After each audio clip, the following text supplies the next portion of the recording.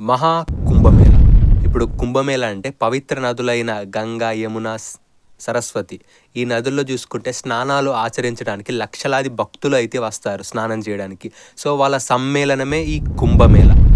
So మీరు 'నాయక్' సినిమాలో కూడా చూసుంటారు కుంభమేళ అనే వాడైతే. సో అప్పుడు అంత నాకైతే ఐడియా లేదు. బట్ ఇప్పుడు చూసుకుంటే కుంభమేళ అంటే కొంత ఇన్ఫర్మేషన్ అయితే వచ్చింది.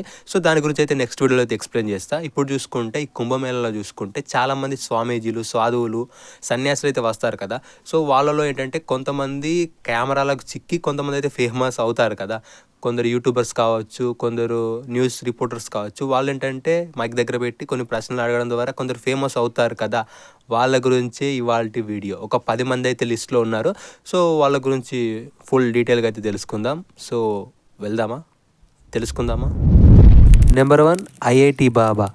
ఈయన అసలు పేరు చూసుకుంటే అభయ్ సింగ్. ఈయన చూసుకుంటే ఐఐటి చదివి లక్షల జీతాలు వచ్చే ఉద్యోగం ఇంకా పెద్ద పెద్ద బంగ్లాలు వదిలేసి సాధువుగా మారాడు. ఈయన పుట్టింది హర్యానా.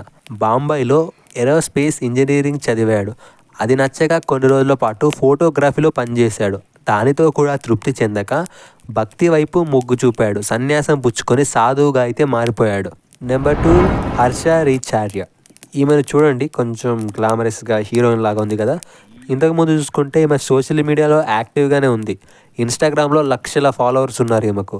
సోషల్ మీడియాలో కూడా మంచి ఫేమస్సే. ఇంతకుముందు గ్లామర్ పోస్టులు, వీడియోస్ అయితే పెట్టేది. బట్ ఇప్పుడైతే సన్యాసిగా మారి ఈ కుంభమేళలో అయితే దర్శనమిచ్చింది మనకు. నెంబర్ 3 అంబాసిడర్ బాబా. ఈయన చూసుకుంటే 50 సంవత్సరాల నుండి కుంభమేళకైతే వస్తుంటాడు. మధ్యప్రదేశ్లో అయితే ఉంటాడు. ఎప్పుడు 50 సంవత్సరాల నాటి కారులోనే గుడికి అయితే వస్తాడు. అంటే ప్రతి గుడికి అయితే వెళ్తాడు. అలాగే ఈ కుంభమేళకు కూడా అయితే వస్తాడు. నెంబర్ 4 గీతానంద్ గిరి బాబా. రుద్రాక్ష బాబా అని కూడా చాలామంది అయితే పిలుస్తారు. ఈయన తన ఒంటిపైన అలాగే తలపైన 108 రకాల రుద్రాక్షలను వేసుకొని అయితే ఉంటాడు. అన్నీ కూడా ఒరిజినలే. సో వెయిట్ కూడా బాగానే ఉంటుంది. ఒక 30 కిలోలకు పైగానే వెయిట్ అయితే ఎప్పటికీ ఉంటుంది. అంటే తలపైన, ఒంటిపైన అయితే. మొత్తం రుద్రాక్షలు ఏంటంటే 2 లక్షలకు పైగానే ఉంటాయట.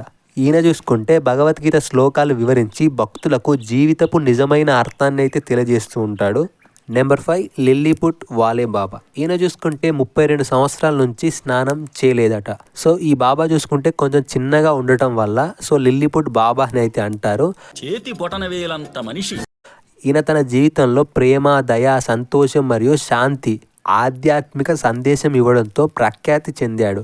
ఈయన ఉపదేశాలు చాలామంది జీవితాలను మార్చేశాయి. నెంబర్ 6 ఐఏఎస్ వాలే బాబా. ఈయన ముఖ్యంగా చూసుకుంటే యూపీఎస్సీ పరీక్షలకు, యూనియన్ పబ్లిక్ సర్వీస్ కమిషన్కు సంబంధించిన మార్గదర్శకాలను తన వాట్సాప్ ద్వారా అయితే చెప్తుంటాడు. ఎందుకంటే ఈయన 40 సంవత్సరాల నుండి మౌనవ్రతంలో అయితే ఉన్నాడు. ఫ్రీగా ఐఏఎస్, ఐపీఎస్, ఐఎఫ్ఎస్ వంటి కోర్సులను అయితే తన వాట్సాప్ ద్వారా అయితే చెప్తూ ఉంటాడు.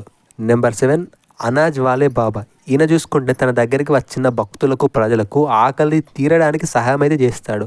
సో ఇలా చేయడం వల్ల ఈయనను అనాజ్ వాలే బాబా అని అయితే అంటారు. ఈయన తన తల మీద ఒక వృక్షం ఉంటుంది. సో అది ఏ వృక్షమో నాకు తెలియదు. సో మీకు తెలిస్తే అయితే కామెంట్ చేసేయండి.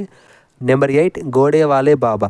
ఈయన చూసుకుంటే ప్రతి కుంభమేళకు గుర్రంపై వచ్చి సో స్నానం అయితే ఆచరిస్తాడు. సో ఈ మహాకుంభమేళకు కూడా అయితే వచ్చాడు. ఎప్పటికీ తెల్ల గుర్రం మీద అయితే ప్రయాణం అయితే చేస్తాడు. సో తనకు ఇష్టమైన గుర్రం. బట్ ఇప్పుడు చూసుకుంటే నల్ల గుర్రంపై అయితే వచ్చాడు. లక్షలాది మంది భక్తులు అయితే ఆయన ఆశీస్సులు పొందేందుకు అయితే వస్తూ ఉంటారు. నెంబర్ 9 రాధేపూరి బాబా. ఈయన 14 సంవత్సరాల నుండి తన రైట్ హ్యాండ్ని అయితే పైకి అలా లేపైతే ఉంచాడు. సో కిందికైతే దించలేదట. సో ఇది ఎంతవరకు వాస్తవమో అవాస్తవం అయితే మనకు తెలియదు. దాదాపు అయితే నిజమయ్యే అవకాశాలు ఎక్కువ. సో సాధువులు కదా వాళ్ళు ఉంచగలుగుతారు చేతిని అలా పైకి. సో మీరు ఒక 2 మినిట్స్ ట్రై చేయండి, ఎలాంటి ఫీల్ ఉంటుందో మరి చూద్దాం.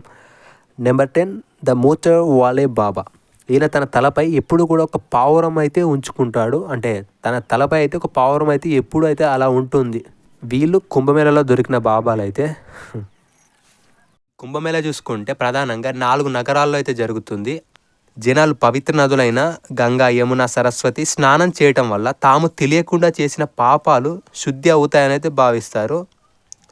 ఇప్పుడు మహాకుంభమేళ అయితే జరుగుతుంది. సో ఇది 144 సంవత్సరాలకు ఒకసారి అయితే జరుగుతుంది. సో మళ్ళీ కుంభమేళ అయితే మనం చూడలేం. మన కొడుకులు, మన మనవాళ్ళు కూడా చూసే అవకాశం అయితే లేదు దాదాపు అయితే. సో మీకు ఛాన్స్ ఉంటే వెళ్ళేసి చూసేయడానికి అయితే ప్రయత్నించండి. సో నేనైతే వెళ్ళడం లేదు. బికాజ్ సమ్ రీజన్స్ అయితే ఉంటాయి కదా. సో వీళ్ళు యూనిక్ బాబాస్, నాకు తెలిసిన బాబాస్ అయితే ఇంకా చాలామంది వీళ్ళకంటే తోపులే ఉన్నారు. అంటే మంచి మంచి బాబాసే ఉన్నారు. సో వాళ్ళ గురించి నాకు ఇన్ఫర్మేషన్ తెలియదు. సో గూగుల్‌లో అయితే వెతికా, కానీ చాలామంది వచ్చారు. బట్ వీళ్ళైతే కొంచెం స్పెసిఫిక్ అందరికి తెలిసిన వాళ్ళు కాబట్టి అయితే వీళ్ళ గురించి అయితే వీడియో చేశా. సో నెక్స్ట్ వీడియోలో ఏంటంటే ఈ కుంభమేళ గురించి అయితే ఇంకా మంచి మంచి వీడియోస్ అయితే వస్తాయి. సో అంతే ఇవాల్టి వీడియో. బాయ్. బాయ్.